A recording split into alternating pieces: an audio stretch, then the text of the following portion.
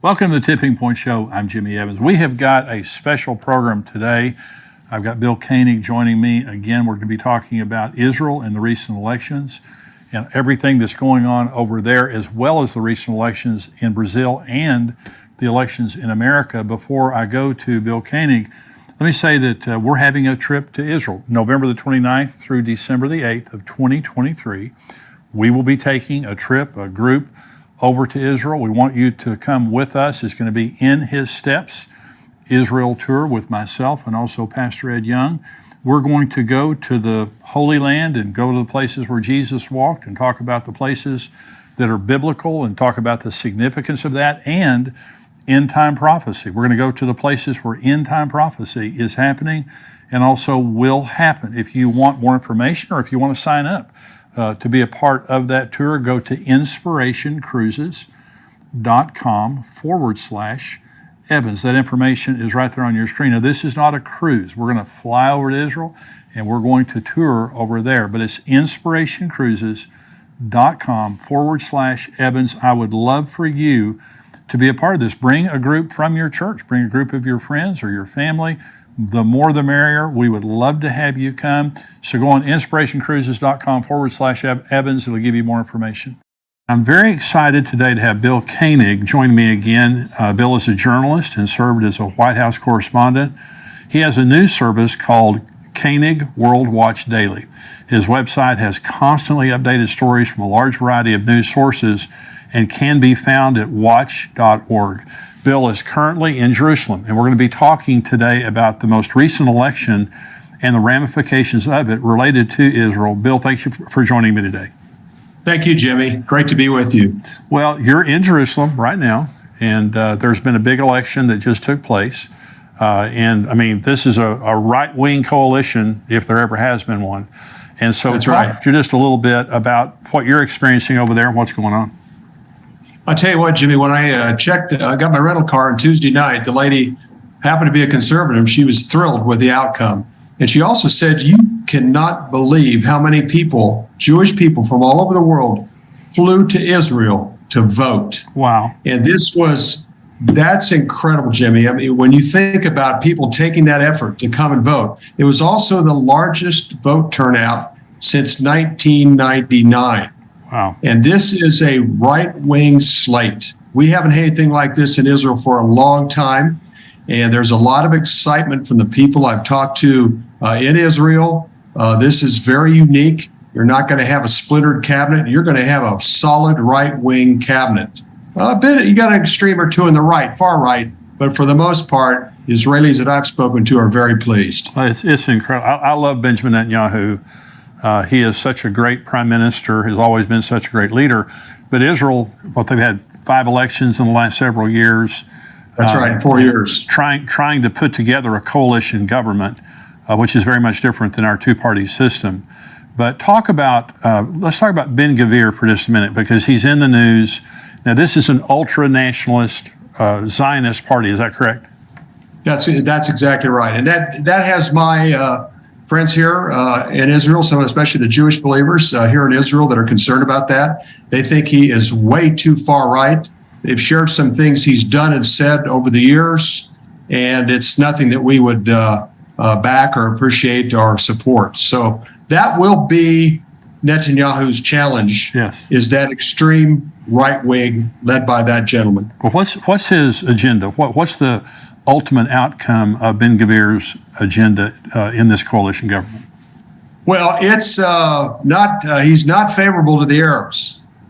He also does not want to see any land given up by Israel to the Palestinians, but his very tense relation with the Arabs, Palestinians in the state of Israel, that's the greatest concern, is his extreme positions on Arabs within the land. Right. So Zechariah 12 is the scripture that you kind of base your ministry on. That's right. Jerusalem becoming, just this heavy, burdensome stone, diplomatic nightmare for the world, which it is. So now you have had Lapid as prime minister going around the world and in the United States saying he's in full support of a two-state solution. Okay, which has the United Nations, Biden, they're all just elated that there's finally a leader in Israel. Now you have Netanyahu stepping in, and what's going to happen? Well, I tell you what. What's really interesting, Jimmy, is Lapid's comments on September 21st at the UN, as an Israeli interim prime minister, fully supporting the two-state plan, pressured by Biden, was a great talking point and election point, which had a significant reason why the right wing of Israel, the voter turnout was at the level it was because of those statements that he made at the UN.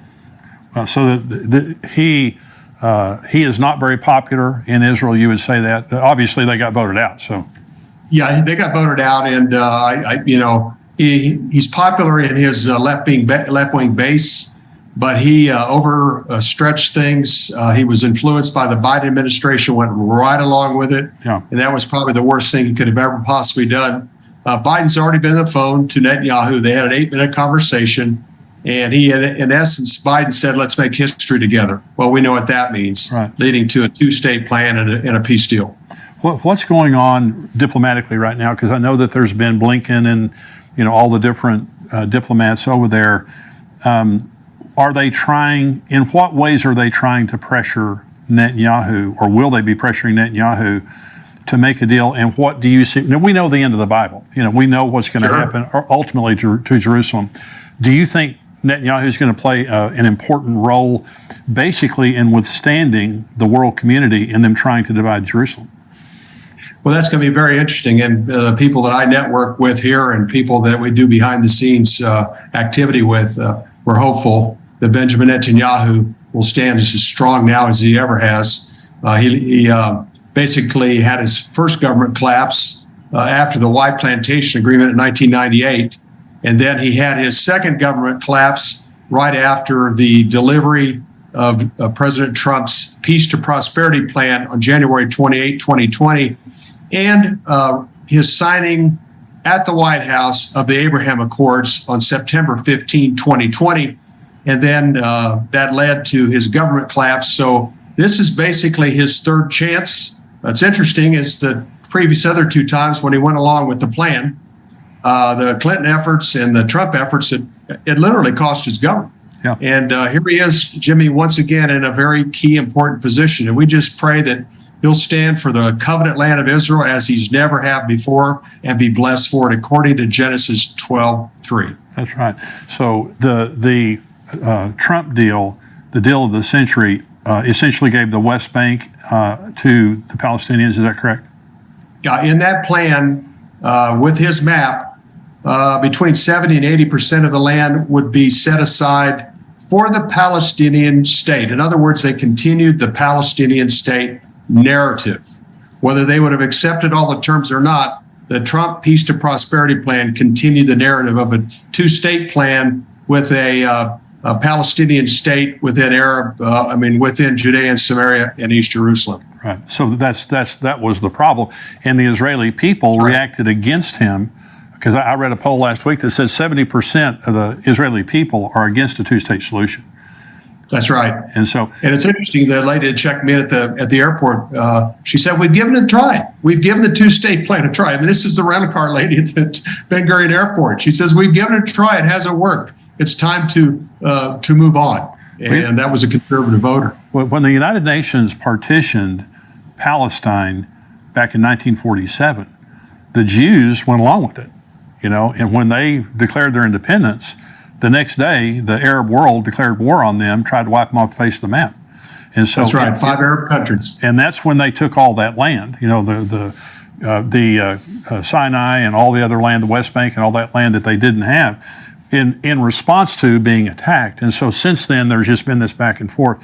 So the maritime agreement that was just made with Lebanon, that seemed a little bit freakish from my perspective, because basically the Lapid government gave them there was no negotiation really. They asked for this land in the ocean where there was the gas interest out there, or Hezbollah was going to start firing rockets at the Israeli natural gas operations. What is the sense that you have being in Israel right now? Again, they're giving up land for peace. That's what it is. Well, that's going to be interesting, primarily because former ambassador to Israel, David Friedman, Trump's ambassador, he came out strongly in opposition of it, which is uncharacteristic for a previous ambassador to do that. Also, Benjamin Netanyahu and other members of his Likud party also said this is a terrible deal. And then on the flip side, Hezbollah through Nasrallah threatened to attack Israel if they didn't go along with the plan the United States brokered. Right. So I think that speaks for itself, Jimmy, on just how bad a deal it is. Yeah, it's terrible. But on your previous visit here on the show, we talked about your book, Eye to Eye, which I hope everyone gets and reads, because you document, 124 specific instances where the United States government pressured Israel to give up land, and the natural catastrophes that have happened here, and most recently, Hurricane Ian. That's right. In direct response to us pressuring Israel to give up more land. And that's exactly right. Hurricane Fiona and also Hurricane Ian were directly happening, started and they were happening at the time that Biden was at the UN, Lapid was at the UN, and Trudeau from Canada also complemented Lapid's two-state plan. So yes, it totally bookmarked the effort by the United States, Israel, and the Canadians to accept a two-state plan at the same time of Fiona and Ian. Well, this is being recorded on November the 8th. This is Election Day here in the United States, and we're praying for, God to move. We desperately need a move of God politically and spiritually in America, because these are dark, dark days to say the least. But in Israel, whatever America does obviously has a big bearing on what happens in Israel. And so Netanyahu now is stepping into, first of all, a coalition government where he has extremists that he's in bed with politically, that he has to deal with that. The other thing that he has to deal with is the pressure from the United States and the United Nations on him to accept this two-state solution, which, like you, I don't believe he will. And the times he's made that attempt before, it cost him his job. But also, let's talk for just a minute about the Gog and Magog issue, because Iran is a major issue. They're in Syria. I think that Israel's bombing them just about every day. Russia's there, Turkey's there, Syria's there. What do you see happening related to the Gog and Magog coalition? Is it a big deal? Is it a deal at all? Oh, it's coming together quickly, Jimmy. Matter of fact, about an hour ago, I met a pastor from the Caucasian Mountain area, and he said through his news sources is that Russia and Iran are working on an agreement to cooperate even more militarily. He was very, very concerned about that, because that's likely part of the Gog-Magog coalition of Ezekiel 38 and 39, the Caucasian Mountain area. And also, we're watching Iranian drones being used in the Ukraine that Russia's purchased, and the Ukraine is asked for us to ask Israel to assist in this area to create a defense against those drones, and that's angered Russia. And there's a possibility very soon that the pretty much ability for Israel to go into Syria or Lebanon any time to take out Iranian weapons could be coming to a close. So I read an article about how Netanyahu, it's believed that he will bomb Iran if there's not a diplomatic solution found to stop their nuclear aggression. I don't believe there's a chance on earth that they're going to stop their efforts to get a nuclear weapon if they already don't have one. But he has the resolve to bomb them. And one of the things that I have, and this is just my personal opinion, but when Ezekiel says that God's going to put a hook in their jaw and drag them down, that's an animal hook that you use to drag an animal around with. And it's, in other words, they're not going to make the choice. He's going to make it for them. He's going to do something so provocative that they're going to just, immediately respond. and my personal opinion is that if Israel bombed Iran, and this is a very real possibility in the next months or couple of years. 10 years ago, we were talking about Iran's nuclear plans, but today we're talking about a reality that they are either there or almost there to having enough enriched uranium and a delivery mechanism to strike Israel. And so, is that being talked about, the potential of Israel bombing Iran? Yes, absolutely. What's interesting in the polls here, 75% of Israelis would prefer a Netanyahu in government at the time of a conflict with Iran. Wow. I think that's another reason he did so well, Jimmy, is because he's strong enough, committed enough, and well aware of the threat of Iran. The reason he hadn't previously is probably because he's had some defense ministers that have opposed that. It is getting closer for sure. The relationship, it's so ironic that the situation in the Ukraine has created tension between Russia and Israel at a level that we've never known. Right. One other, Mordecai Kadar, he's one of the top intel experts in Tel Aviv, said a few months ago, he said the benefit of having Netanyahu in office, he could always pick up the phone, call Putin immediately and get right through to him, or get on a plane and go and meet with him in Moscow, where Bennett and Lapid didn't have that benefit. Right. So interesting players. I think we're definitely getting closer to that happening. I had a discussion with another friend of mine today on that who covers this very closely, Chris Mitchell with CBN News. And we know we're close, Jimmy. We're waiting for a catalyst or that hook that you said in the jaw. It could happen overnight or it could be a little bit later, but we are certainly quickly moving in that direction. The question is how quick. Well, everything, all the pieces are coming together. And you didn't see, like the Gog and Magog war, I've taught Bible prophecy for 40 years, and for most of that time, it was just, you were talking about it, but everybody was at home, doing their thing. Now we're seeing the armies coming together, all the players coming together, closer ties between Iran and Russia and all of them. Let's talk about the Temple Mount for just a minute, because you're right there by the Temple Mount. It seems to me that there's been a dramatic increase of activity on the Temple Mount. And whereas just very recently it was illegal for Jews to go up to the Temple Mount, now they're going up by the thousands. We see the 5 red heifers that were just flown from Texas over there. The Temple Institute, very excited about that. What are you hearing over there? What's happening related to the Temple Mount and the rebuilding of the temple?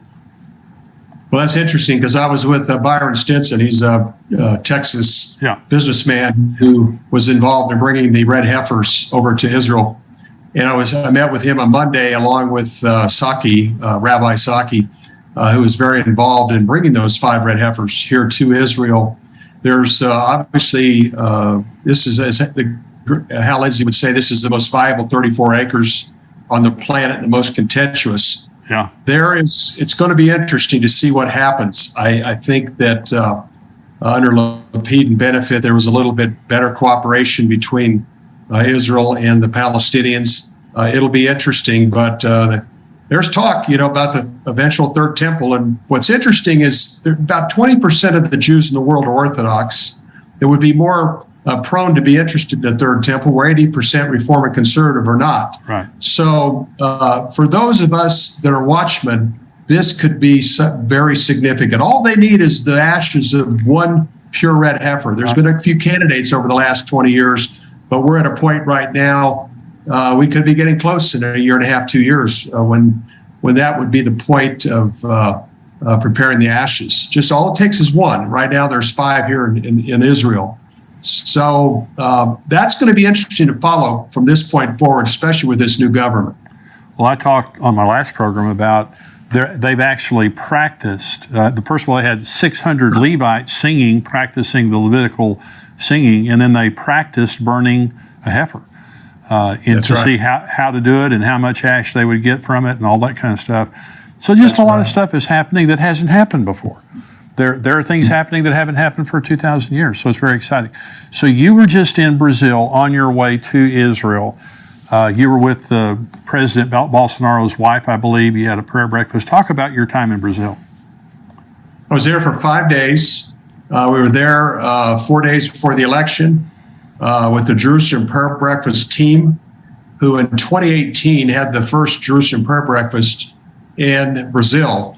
At that time, Bolsonaro was very low in the polls, and supernaturally, he's a great supporter of Israel, a great lover of Israel, was baptized in Israel in May 2016, spent time at the garden too. A friend of mine basically showed them around. He is a solid Christian, but who's really an incredible Christian woman is Mrs. Bolsonaro. She loves Jesus. She loves Israel. Even when she went to vote, she had a T-shirt on with a Star of David on it and said, "God bless Brazil. God bless Israel." Isn't that great? It was remarkable to see. And, there was concern about the election and election integrity. That will be debated here in the next week or two. But Bolsonaro is incredibly popular. What's interesting about the vote pattern there, it was very similar to what happened in the United States in 2020, when President Trump did so well with the down ballot in the House and Senate, gained House and Senate seats, but he didn't become president. Same thing with Bolsonaro. He was successful throughout the country. He did really well in Rio de Janeiro and Sao Paulo, areas that typically the leftists do better. He is a very popular president. It's been a devastating, at this point, defeat. A lot of protest on the streets, a very strong Christian base in Brazil, very passionate people, great supporters of Israel. So we were with Mrs. Bolsonaro the day after the election, prayed with her, continue to pray for her. The great thing about it, this prayer breakfast opens some serious doors in Brazil as well as Italy in October, when the new president or prime minister, the new president of Italy was also a speaker at the Jerusalem Prayer Breakfast Rome. So wanted to throw that in, but there's great favor for Israel in Brazil, and we continue to pray for a positive outcome of this recent election. So was there a concern about the manipulation of the election electronically, the same as there was here in 2020? Correct. The equipment there is used. It's a Smartmatic equipment. It had been used in Venezuela before. Bolsonaro was concerned about that equipment. I did a report on the Smartmatic equipment in November of 2020. Found out Lord Mark Malloch Brown, one of the major participants in the Smartmatic machine, is also involved with George Soros through the Open Society that Soros developed. Also, one of the president of the board of directors of Smartmatics was one of Joe Biden's transition officials, transitioning into taking over the White House. So we're watching it very carefully. The Smartmatic equipment has a bit of an interesting history, and we're afraid we saw some of the similar patterns that we saw in the United States, also in Brazil. So this is election day in America. Now we'll be posting this tomorrow, so many of the results I think will have already come in. We'll know kind of what's happening. What's your thought about the election that's going on right now in America? If it is a fair and honest election, I think this is going to be an enormous landslide for the Republicans in the House and 3-5 in the Senate. The polls that I've looked to through pollsters that I respect and have a good track record show a overwhelming success for the Republicans in the House and Senate. So I expect a very positive outcome tomorrow. Very good. Well, we'll know soon. And on this program, I'd try very hard to let people know this is not a Republican program. It is a conservative program. But the issue on the ballot is you're talking not just about Republican, Democrat, you're talking about abortion and pro-life. You're talking about the woke agenda and the anti-woke agenda, the rights of parents. And literally, in many cases on the left, they want to take the rights away from parents and let the teachers and the administration decide what 5-year-olds and 6-year-olds are basically taught pornography and gender reassignment and all those things. So this really is, not with every single race, but in many races, it really is a battle between light and darkness and the future. It is. It absolutely. They thought they would get, let me put it this way, Jimmy, Democratic Party thought the Roe versus Wade decision, an emphasis on abortion and abortion rights, even up to the time of birth, and also promoting the LGBTQ agenda all the way even to kindergarten That's right. age, and also pushing critical race theory would be enough for them to be successful. It was a total misread of the American voting population. There's going to be big gains in the Hispanic vote, the Black vote, white working women. I think, people are tired of the inflation. They're tired of the high price for gas. They're tired of the high price for much of what they have in necessities, what they're having to pay for necessities. And I think Senator Tim Scott put it best a couple weeks ago in an event with Hannity, that the majority in the Senate and House has cost the United States taxpayers an additional $4 trillion in debt. Wow. And that is onerous and going to have a great impact, not only in this generation, but future generations. Well, this has brought people together like no election I've ever seen. If there's anything good that's come out of the last 2 years, and when you see parents standing up and going to school board meetings and all those kinds of things, and just this defund the police movement and the trying to basically dismantle our criminal justice system, it's caused a lot of good people to stand up, and that's what we're going to need in America. Any other thoughts that you have, Bill? Yeah, I think great point. I think the independents looks like through the polls are overwhelmingly going to vote conservative, vote Republican. I think we're even going to see Democratic crossover. There's a lot of people in the Democratic Party concerned about the future of America. And I think as well as the groups that I mentioned, Hispanic, Blacks, white working mothers, I think we're going to see a tremendous move to a more serious administration. And I think also great for Israel, Jimmy, because the Republican Party is without a doubt the best friend that Israel has in Congress. Absolutely.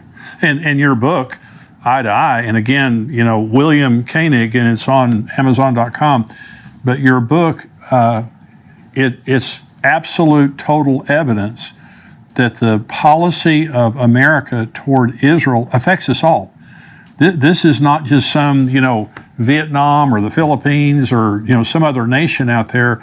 This is Israel, and that God is in an everlasting covenant with. And whenever you touch them, there's going to be you bless them, you're going to get blessed. You curse them, you're going to get cursed.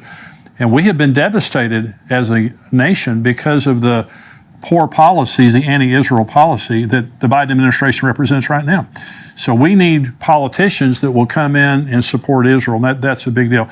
God bless you, Bill. I love what you do. I love your ministry. I appreciate your input. Very insightful.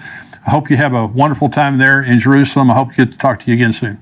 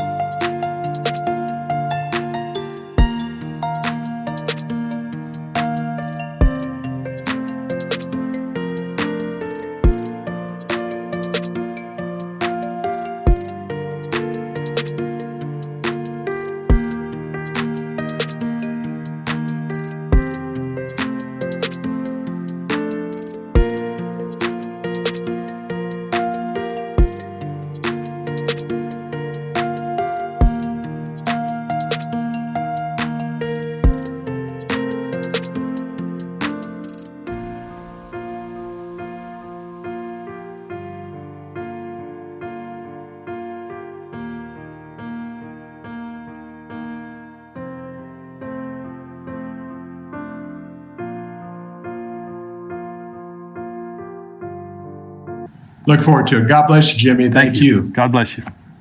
We're going to go now to the subscriber-only portion of our program. If you're not a subscriber to endtimes.com, go to endtimes.com, $7 a month, $77 a year. You get the entire Tipping Point podcast right now, plus videos and articles that come out all week long, plus access to our archives, and there's a 7-day free trial.